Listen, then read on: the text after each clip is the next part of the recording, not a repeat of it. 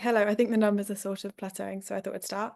Andy isn't available tonight, so we thought we'd go through some examples from last year, which should be really useful to see how to do the video submission, what talking through it involves, and what previous people have done for their submissions.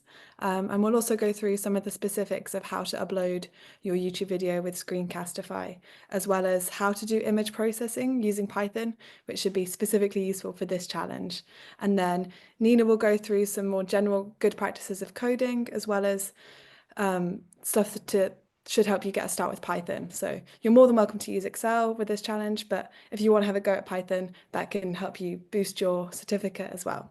So, and then we've left lots of time for questions at the end. So feel free to put them in the Q&A as we go along, and we might type some out and we might answer some in person. So any questions, don't hesitate to ask.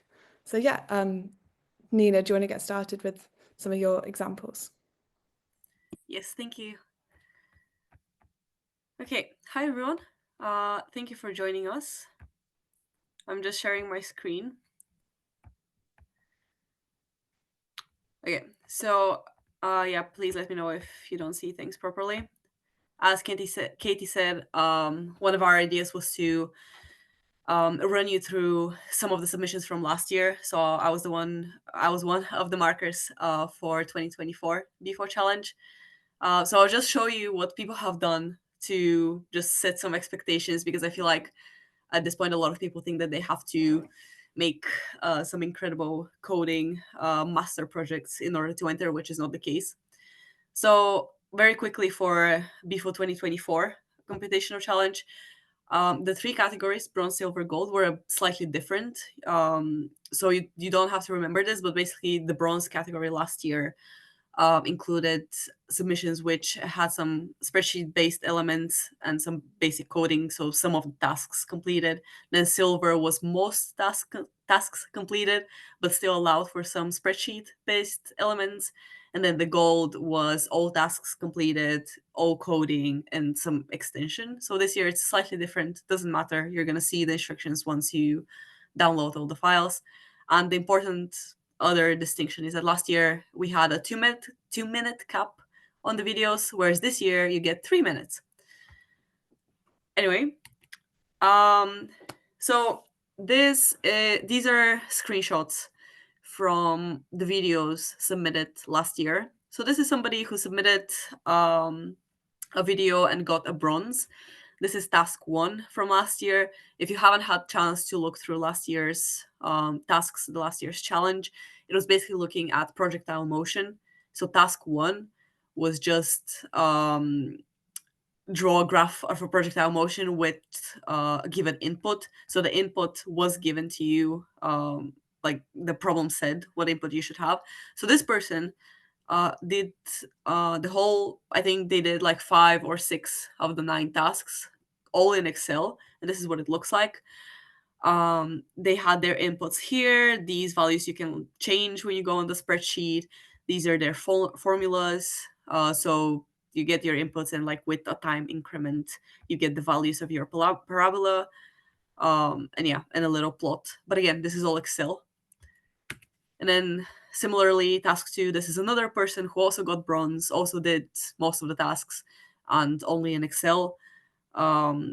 I've just taken a couple of screenshots with different parameters. So for example, this yellow value here, they changed in their video, and their plot updated accordingly as Excel works. So you don't have to code anything for the plot to change. You just change the value, the input values for your plot changes or your plot updates. And their videos were basically opening the Excel spreadsheet, saying, explaining what the challenge wanted them to do, and demonstrating how when you input one value here, your plot updates. So this is what their videos looked like. The third task, again, somebody who did an Excel, fully Excel submission, just to show it can be a bit more involved. You have different parameters coming in, different things being calculated. So this was calculating the different parabolas that are possible through a fixed point. Nina, Yeah, sorry, can you zoom in a little bit because I can't see the details? yeah, it's blurry because it's Okay, screenshot, but it doesn't matter. Like those are just okay, numbers. My whole point is, like, again, this is completely irrelevant because this year it's a different task. But again, you'll have certain inputs for your either code or Excel. And if you just put your inputs in a little table and you're able to change them and have a table with the values uh, which depend on those inputs, this is basically the general idea. In this case, it was the x and y coordinates of the point through which the parabolas have to go, like an initial speed, initial angle, stuff like that. It doesn't matter. But yeah, and all those submissions with a strictly 2-minute video, just going from Excel spreadsheet to Excel spreadsheet, showing the updating plots, were very good bronze. Moving on to silver. So this was a project which was done using Python. As we've said, you can use any programming language. And what the video looked like, I'm going to show you a couple of videos in a bit. But what the video looked like for this sort of submission was just somebody. So as you see, they had a couple of different Python files. So for task 4, 5, 6, 7, again, it's a bit blurry, but you don't care about the details. It's fine. And in their case, when they run their code, it asks for input. So you type in the input, you press enter, and you get a graph from Python. So this is what their code looked like. It wasn't one piece of big code for the whole challenge. It was just every task in a separate script. And again, in this case, you input initial like velocity, height, whatever. Your script is literally just formulas, which you use this input and give you the output, which is the points of the parabola, which you then plot. And this is the graph that you get out of Python. So again, it doesn't have to be super complicated. This was and will still be a solid silver if you just complete the whole challenge with separate simple scripts in Python. And then for the golds, this year, if you complete all tasks in just code, in just simple scripts, this will be a silver. For a gold, we will want an extension. So the extension, as we've described, can be a written, like a write-up. I haven't included an example of a write-up, but anything you would do for school. So just a little introduction of the problem, a paragraph for each step, and a little conclusion with your plots and your equations. Maybe typeset in LaTeX to get practice with this. So yeah, any write-up like this would be a good extension. And what people usually do is either apps, desktop apps, mobile apps, or websites, different graphical user interfaces, stuff like this. So depends what you're in the mood for. So this is an example of a gold from last year, a person who did a desktop app and had an extension where they were looking at a projectile thrown on Earth and then where it's going to land, taking account of the rotation of the Earth and the atmosphere and stuff like that. So this is a video I will show you just for you to see how an actual submission may look like. Let's go through ads because we don't have YouTube Premium. I'm sorry. But I think this would be useful. Let's go. EFO team for taking the time to watch our presentation. This is Ayush Joshi and Sohaib Alam's entry for BFO 2024. We've created an interactive model using C++ as a desktop application, encompassing all the tasks for Projectiles 2024. Let us begin.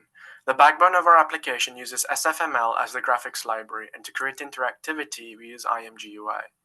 Every task has its settings exposed to the user using sliders to control inputs for our simulation. This allows for better visualization of the effects of changing the initial conditions. Task 2 is defined as a function called Cartesian projectile, as it forms the basis for much of the latter tasks. This was expanded to Task 3, allowing users to pick coordinates on screen using a mouse. Tasks 4 and 5 are equally as trivial to implement.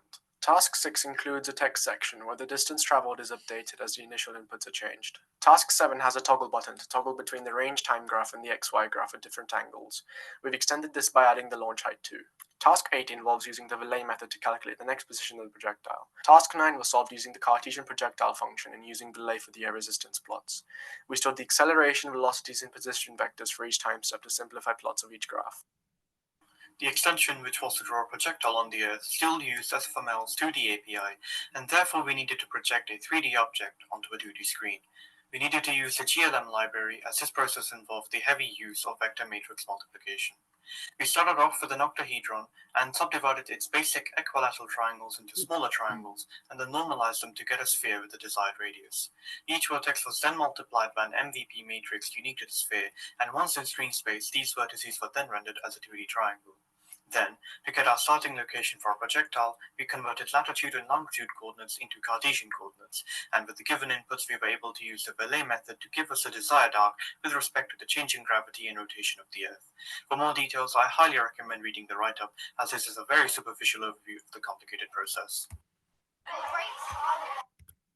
Okay. So this was this particular code. As you can see, very involved.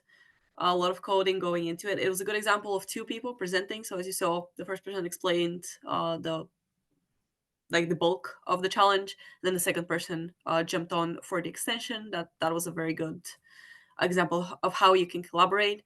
The video was exactly 2 minutes long, which is what we want. And as you can see, the more you do, you don't have to go through explaining all your code. They were putting screenshots of like the general methods or libraries they're using. So just use your discretion. We're not going through your code. I'm not reading code when I'm marking. So don't worry about it. It's more so to see the actual functionality. So whatever plots you get, whatever graphs or animations, see how all this works. Also worth noting, this is very high. Like, I can't do this.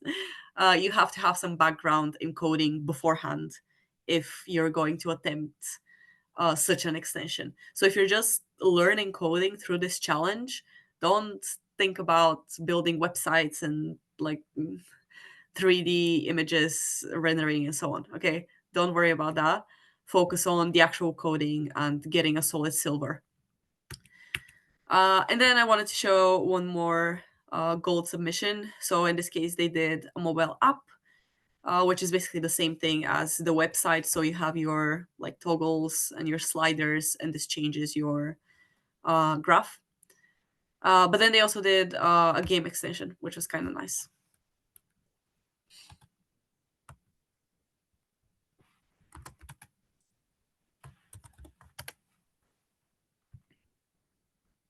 So I'm gonna skip through the first part.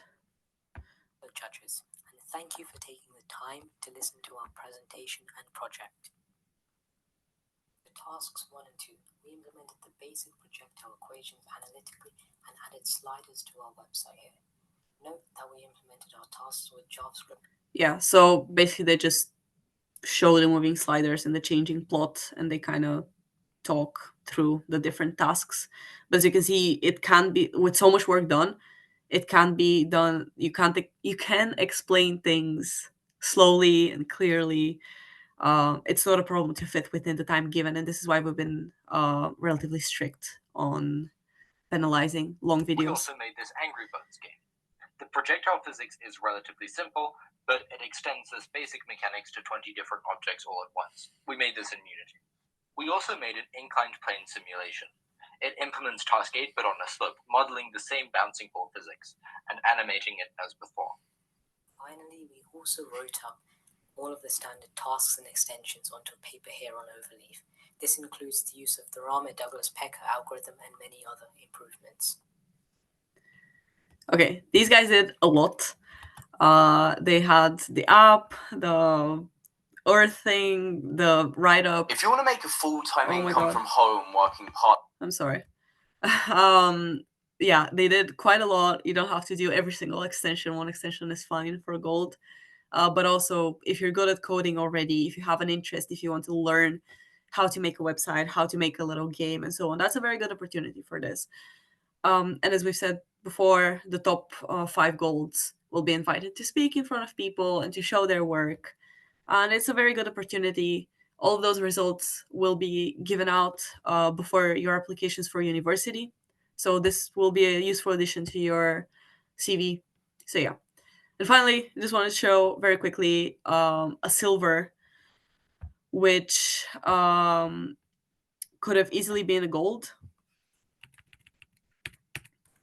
but the video was 2 minutes 20 seconds long. So yeah, I just want to point out this is why we are this strict, just because we can see that you can fit within the given time. So even if you're slightly above, we will penalize that. So again, they did an app with nice visualization, everything as the previous people, but it was sped up and they went over time. So we gave silver instead of gold. Again, this year you have 3 minutes, so it should be plenty. Do not go over. Do not go over the time for sure. And yeah, that's all I wanted to show. Please, I know I was quite quick and I speak fast, so put down questions. I'll go and type answers, and we'll answer some of the questions at the end. For this year, these are the 3 categories. The link in the chat for the Eclecticon. At the end of that page, there's links for the challenges from all years, including 2025. So it's a zip that gets downloaded, and you have this there. So read through it, see how it looks. You get all the equations, you get all the physics behind what you'll have to code. In a bit, Sophie will show you how to get started. Hopefully that helps. And yeah, thank you.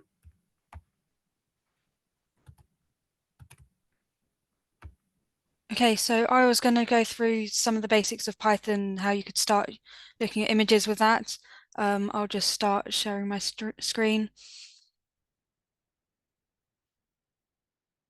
Okay, so this is PyCharm, which is a Python IDE.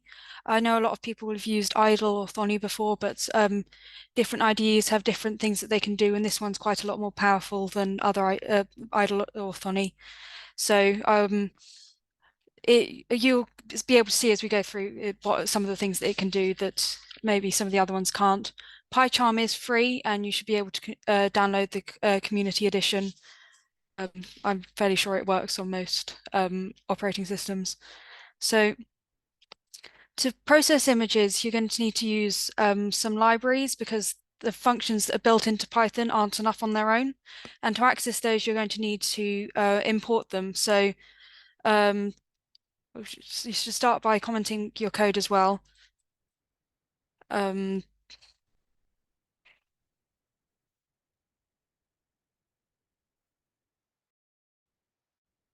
So one of the ones that we're going to need is NumPy.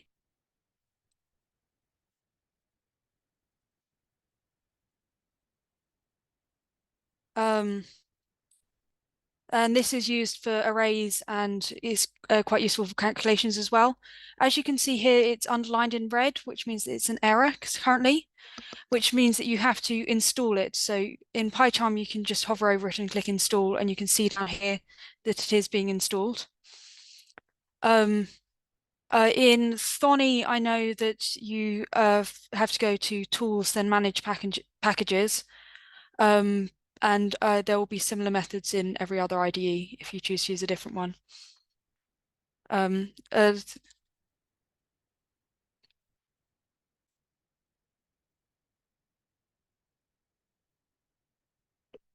matplotlib is another one that you're going to have to install. It's used for displaying things. So if you've ever done graphs or anything in Python, you will have probably used matplotlib. And then one that you might not have seen before is pill, which is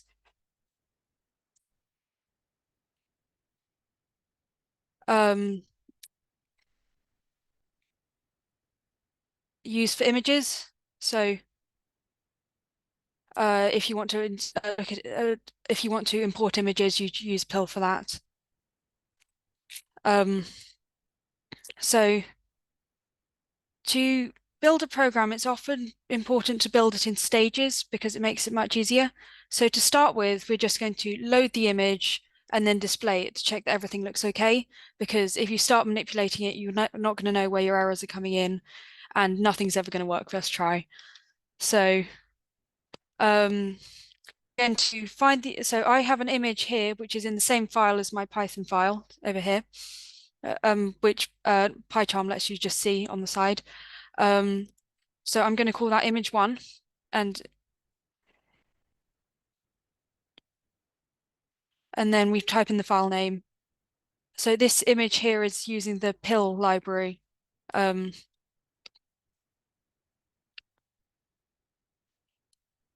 And then we're going to use matplotlib to show the image.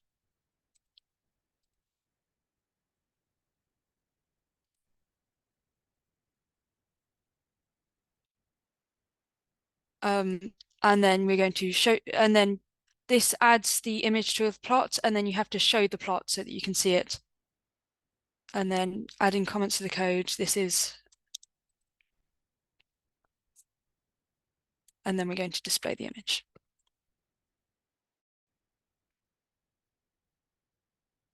And then we can run this. And then you can see here that this is the image, and you can see the axes so that it's been plotted on a plot. And then if you wanted to, you could plot other things on top of this. Now that we've done that, it's quite useful we want to know how we can manipulate this image so that we can transform it in whatever way is needed, especially so if you're doing geometric optics, you can work out where each pixel will move to. To do that, we're going to have to transform the image into an array, which is going to have different pixels. So it's going to have the color of each pixel stored in it. So to do that, we're going to create a new variable image array. And to create the array, we're going to have to use NumPy.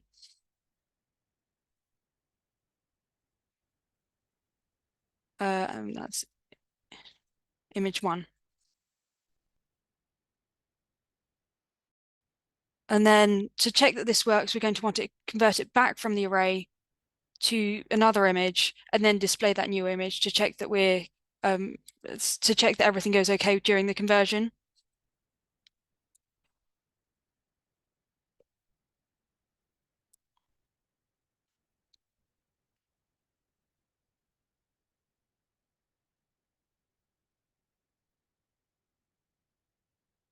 And just to make sure that they're different, we're going to call this one image 2.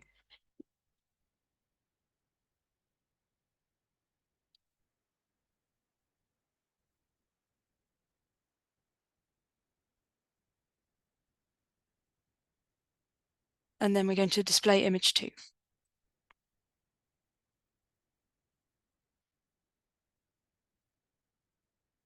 And then as you can see, this is the same image as we started with, so we know that that's worked as we have. Before we can manipulate anything, it's going to be useful to know what the image array actually is. So one of the tools that's quite useful is setting breakpoints, which many IDEs do. So Thonny definitely does, but sometimes it can be hard to see, and knowing from school, they didn't exactly teach this to me. So it's quite useful to be able to see what variables are as you're going through. So if we try debugging this, which there's another control for. So you can see, so the program has run up until this line here, and then it stopped just before it's executing the line where I've put the breakpoint. So you can see we've got the variable image1 down here, and you can see what that is, which is an image, and it's not very easy to understand, but once we've converted it to an array, it should be better. So if we step over this line, you can then see that it's executed this one line and then the next one. So you can see image array here.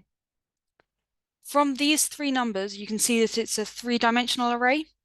So these 2 dimensions are the size of the image, like how many pixels in the first direction is the vertical direction, and then in the horizontal direction. And then you can see the 3 here, and that corresponds to each pixel has 3 numbers describing its color, which are the R, G, and B values. And then if we open this, you can see here most of them are 255, but you can see there are other values, so these are different colors. The colors shown here aren't reflecting the colors in the actual image. This is just PyCharm coloring for them to make them easier to understand. So for because we're not changing the colors or anything, we just need to assign the 3 colors that are referring to 1 pixel into where we're putting the next pixel, so where we want to move that pixel to next time. So now that we know that, it makes it much easier to do the transformation next time.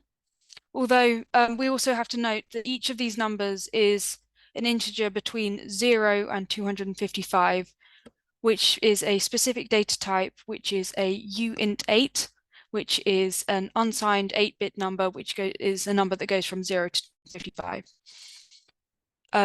But we'll see in a minute where that's important. So if we're going to perform transformation, we're going to need, so the transformation that I'm planning on showing today is a translation. So we're going to take each pixel, add a fixed number to it in one direction, and then we put it into a new array, which will then store a new picture that we're going to then display. So we're going to create a new image array.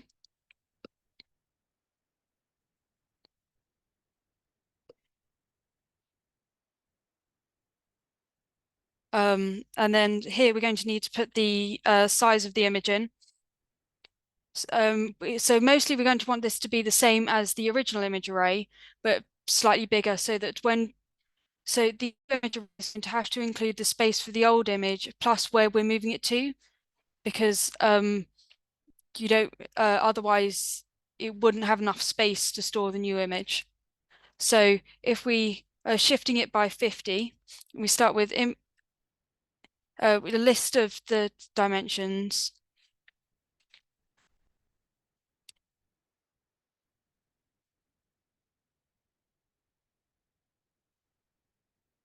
So this is taking the first, so image array.shape will give you these three numbers here, 127, 396, and 3. So the 0th one of those is 127, and then we're going to add 50th to that in order to make it 177, so that we can then move the image down by 50 later on.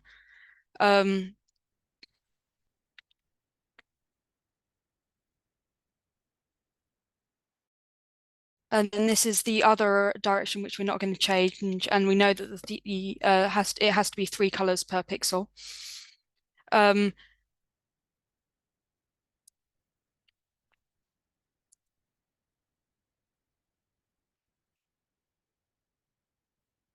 then we're going to perform the transformation, which we're going to do using a for loop.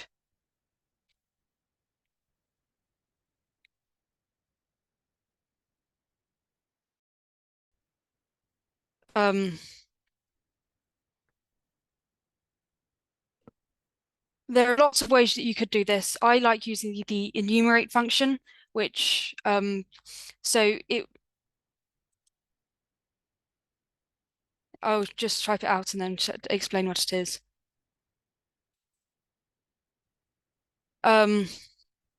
So in image array, we're going to have, you've got the 3 different dimensions. So when you're looking at the first row, I will be 0. When you're looking at the second row, I will be 1, and then I will increment as you go through. And then we'll loop over the row to then look at each individual pixel.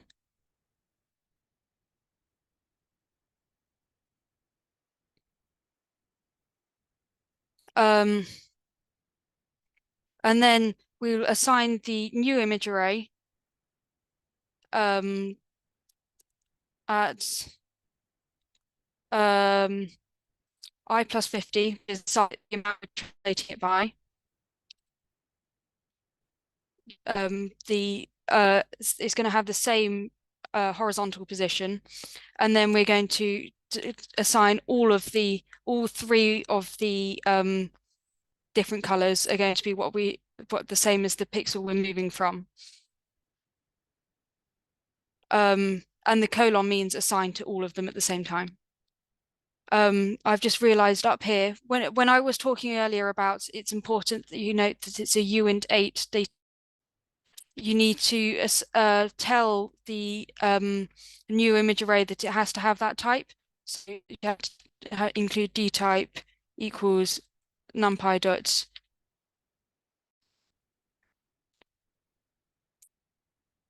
uint8, because otherwise it will have decimal numbers in there, and because each number has to be an integer, the converting to an image function won't know what it has to do with. And then at the end, we're going to want to display the new image array rather than instead of the one that we originally started with. So then we can run this and hope it works.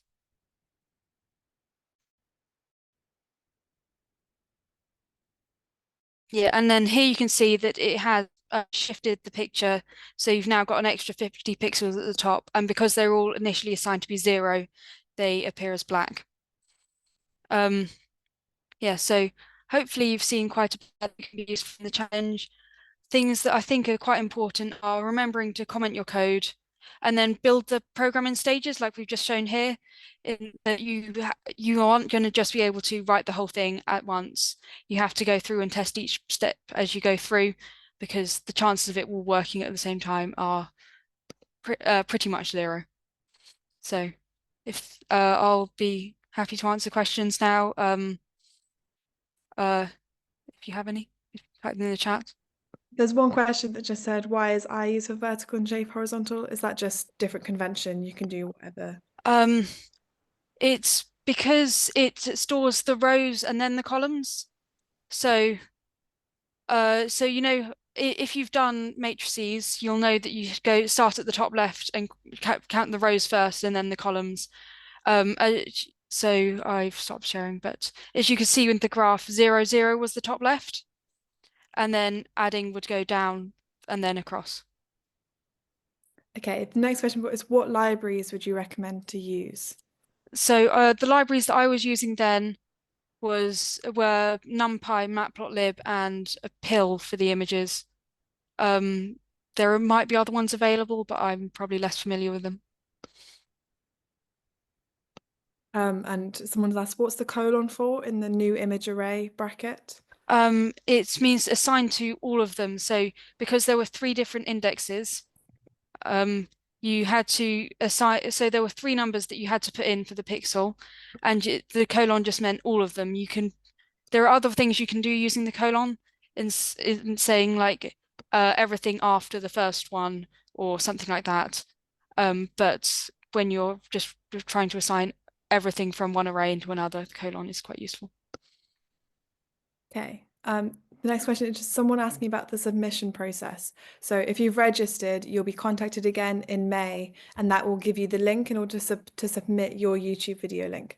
So you'll upload your 3-minute video to YouTube, but privately. So put it as, I think it says, well, there's a term for it not being publicly available, and turn comments off as well. And then you'll upload that link onto the email that they send out, as well as your write-up. And then that'll all get sent to us sometime in August. We don't know the exact date for the deadline yet, but it will be August. So you've got plenty of time. And yeah, so if you've registered, it will be first come, first serve. But if you've already registered, then you're in, that's fine. You'll be contacted in May. So don't stress about not having had a confirmation email. It will be end of May, Katie. End of May. Yeah. Yeah. The last question we've got is the policy on AI. So people jump in if I'm wrong, but I think it's okay to use it for questions. So I like using it when I code, just for asking specific questions. Don't get it to code your entire project for you, because then that wouldn't be your work. But it's good for spotting errors and asking specific questions. So that's how I would use it if I was to do this. You can also tell if AI has written your coding by looking at what you've presented. So you should be careful with that. If you use AI for your whole project, it will be spotted. Yeah, it's obvious if you're talking through something you don't understand. So make sure you know everything you've done. But if AI is a really good way to learn, and it can explain things to you as long as you are using it to learn and not just copy and paste. Yeah, I've got some questions about the write-up, but Sophie's just answering that one. Yeah, I would go quickly through just a couple of questions I saw that are coming up, and I think it would be nice to say it out loud for everyone. So first thing, people are asking about whether they can do both Excel and the programming language. Yes. Use whatever you would like. You can use 3 different coding languages for different parts of the task. If you can do that, amazing. If you mix Excel and coding, let me just double check what I'm saying. If you use Excel and coding, you will not get a silver. Silver this year is for all tasks completed in code. So coding language, Python, whatever, MATLAB, everything's accepted. But silver this year is for everything completed in code. Bronze is for a mixture or partial completion. So if you only do 5 tasks or whatever, bronze is for a good attempt, but not all tasks in code. And then gold is for all tasks in code plus one or more extensions. You don't have to do more than one extension. One is enough for a gold. And this one extension, it doesn't matter what it is. A write-up is equivalent in our eyes as markers to a website, to an app, to whatever. There were questions about the top 5. This will choose basically on what stands out. So whatever other people have done, this is what it depends on. So usually it's people who have done multiple extensions, or their code is super impressive, like the guys with the planet or the game, or something super creative, which we haven't really seen or thought about. So we'll just basically subjectively decide on those top 5, which are just impressive projects.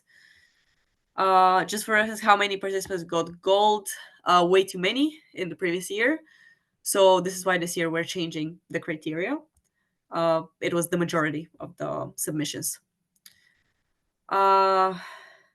Don't let the examples you've seen put you off from trying. 2 of the first ones that Nina showed were the top 5. So really good examples to show, but you don't have to be doing it to that level in order to have a go and to get a bronze or a silver or a gold. So they're just the extreme examples of people done really cool things. But if you just want to have a go at Excel and then submit that in, please do that. We want to see that. So don't let anything scare you away from doing it. Yeah, the 2 videos I showed are top 5 golds. So those are, I think, first and third place or something like that. So from all the hundreds of people who submitted, this is the best we have. So I just wanted to show to what level you can get, but also the first ones I showed, which were just Excel, those were bronze. And this year, again, we've changed the criteria so that a bronze is valuable. So there will be people who will not be getting to the bronze.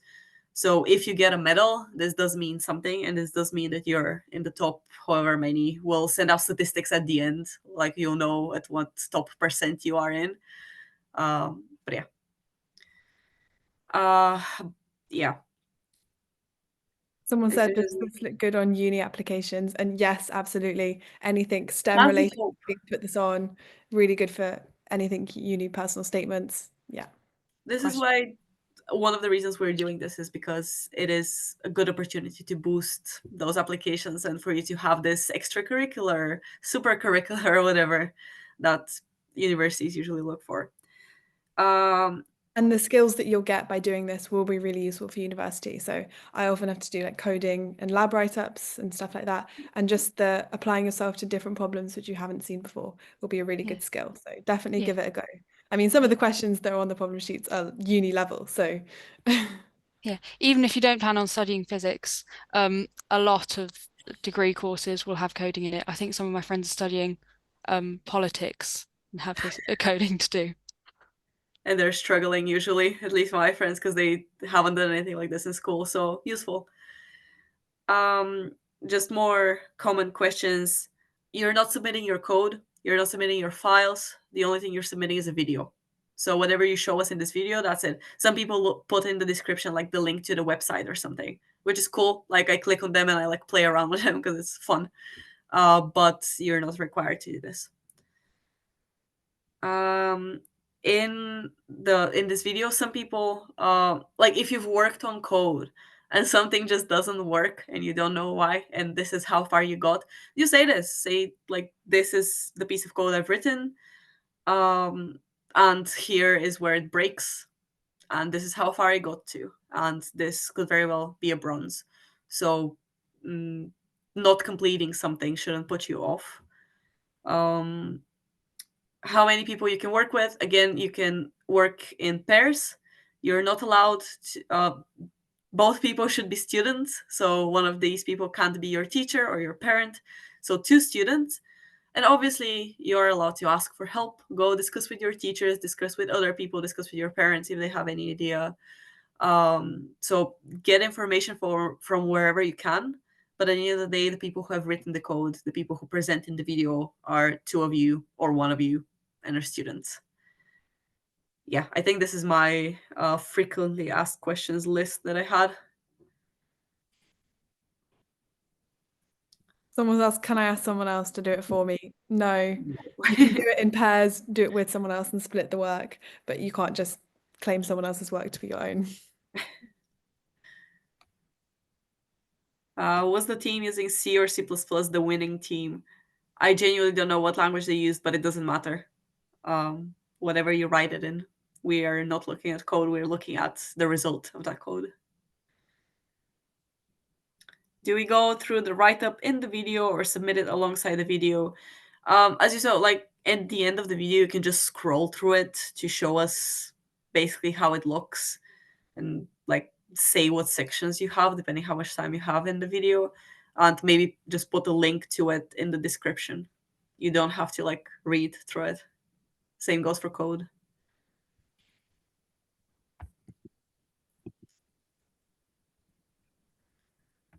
The one with the planet in 3D, or for about for C and C++. Yeah, again, I don't know what they wrote it in. As I said, I can't write this, so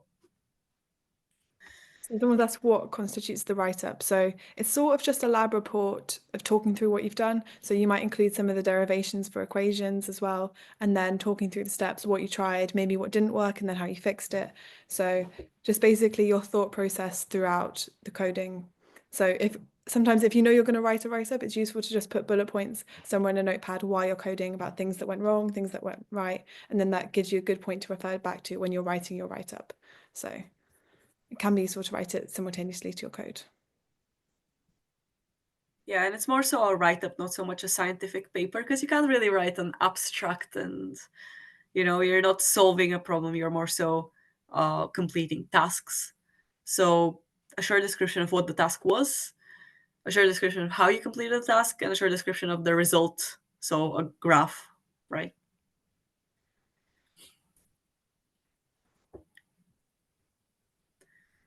Are past examples still available online? As we said, there should be a link in the chat for the Eclecticon. There's links to the previous years. There's no submissions as examples. We won't share those with you, but like the problems are there. You can look through that. Also, this video will be made available on the YouTube, so Yes. you can see the ones that we've shown in this video, in this Zoom. It's gonna be e-certificates, but you can print it out.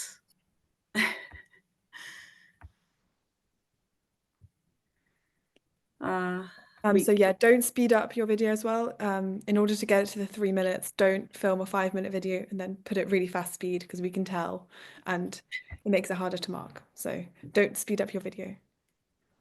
But you can edit it. Like if you're talking and you mess up your word, you can just start over and then cut together the video. Like it's fine. Or if you're switching between, it could be useful if you have different files and you have to open the file and let it load or whatever. This you can cut out from the video, so we don't mind there not being empty silence, right?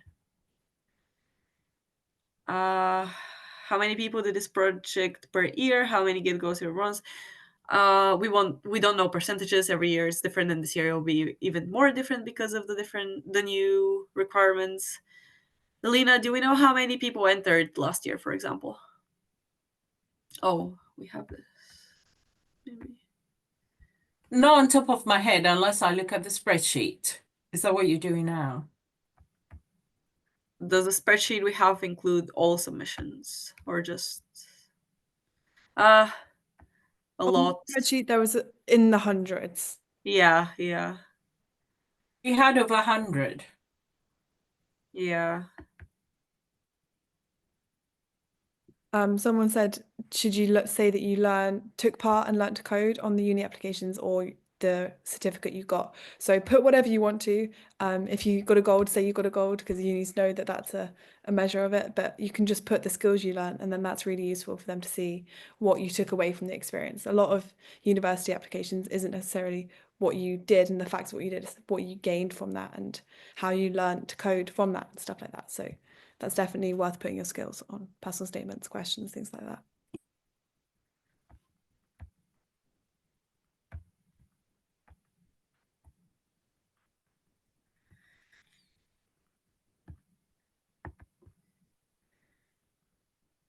The reward is a certificate.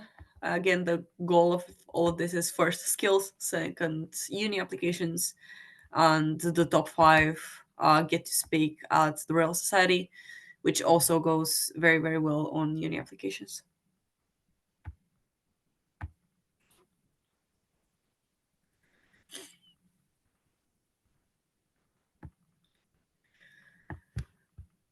Okay, let's give another 2 minutes to see if more questions will pop up. I hope this has covered more of the uncertainties. You can edit the video.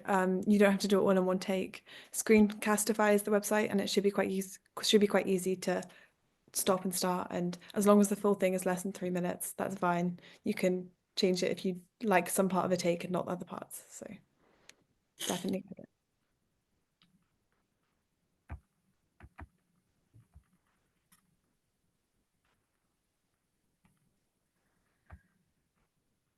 Again, just to confirm, this year it's 3 minutes, your allowance.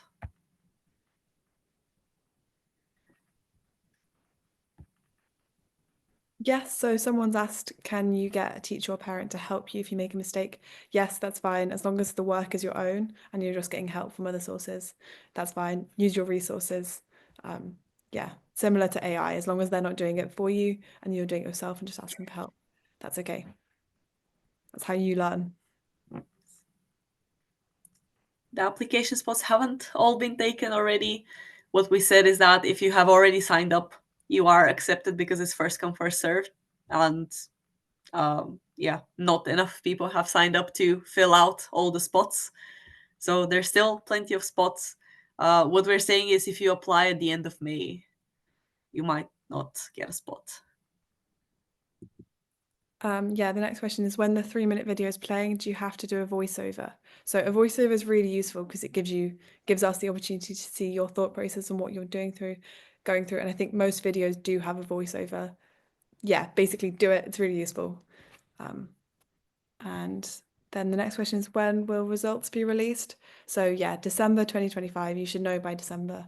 It gives us plenty of time to mark and standardize. So you'll know by December. And then does the coding language has to be Python? No, you can use any coding language that you like. Java is perfectly acceptable.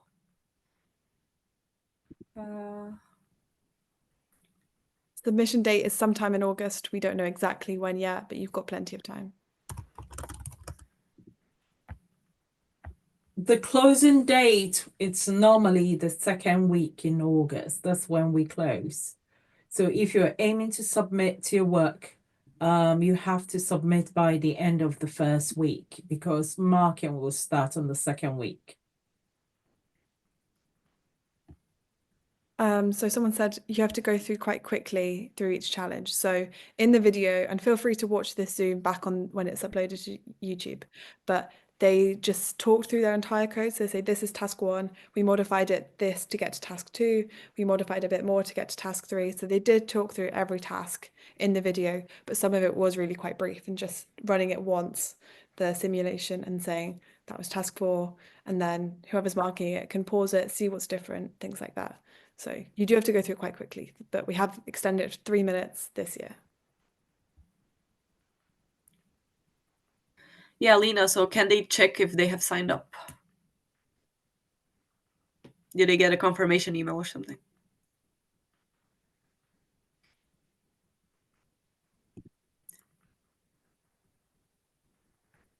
Okay, we'll get an answer to this in a little bit. What if my voice is ugly on the voiceover?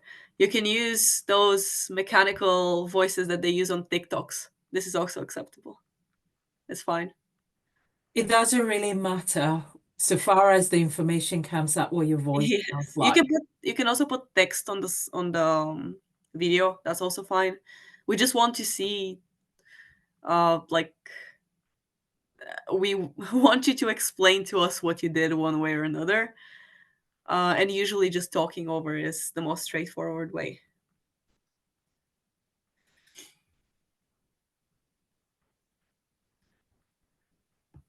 So yeah, you're right that early applications to Oxbridge might have gone before you find out your result from this, but definitely still talk about your skills and stuff you got from it and the sort of level of you did the extension maybe and things like that, or you did a write-up. These are all skills that universities will be looking for. But don't stress that results won't be out because Oxbridge don't put a huge emphasis on personal statements anyway. More of it is on admission tests and interviews.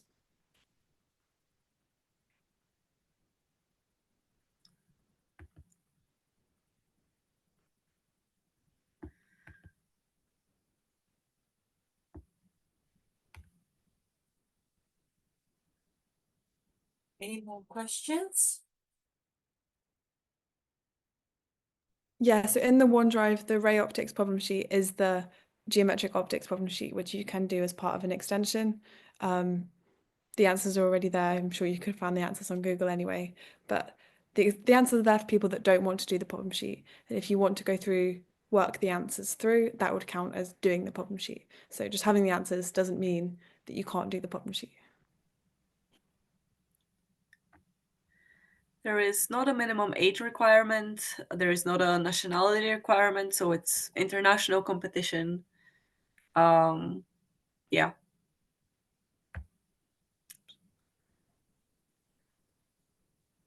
And if you want to get all the information, it's all on the Eclecticon, which should be on a link in the chat. So if you haven't been sent it, you might have been sent an email already. If not, all the information is on there.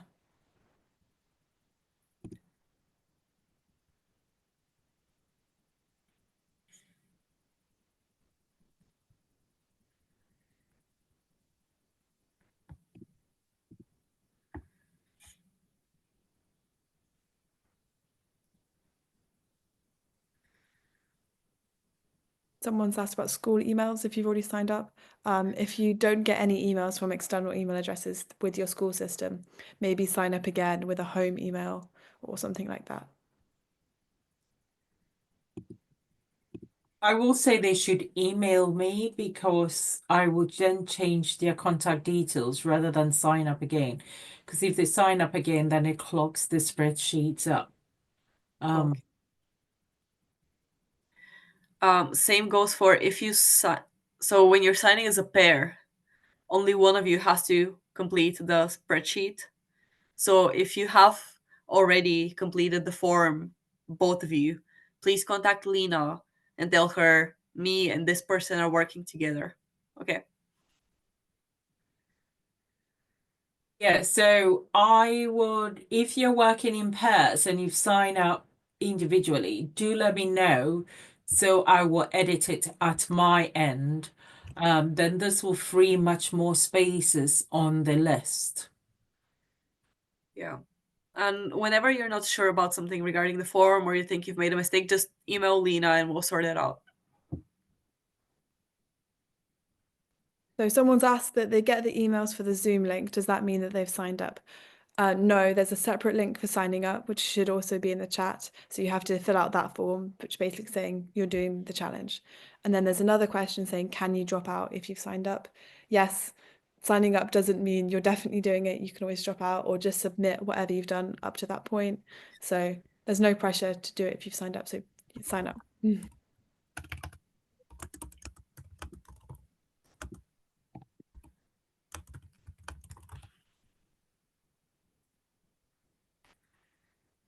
Right, so if we don't have any questions, we'll end it for tonight. I think we would all like to say thank you for joining us for the past 11 sessions every Thursday evenings. We all look forward to your submissions.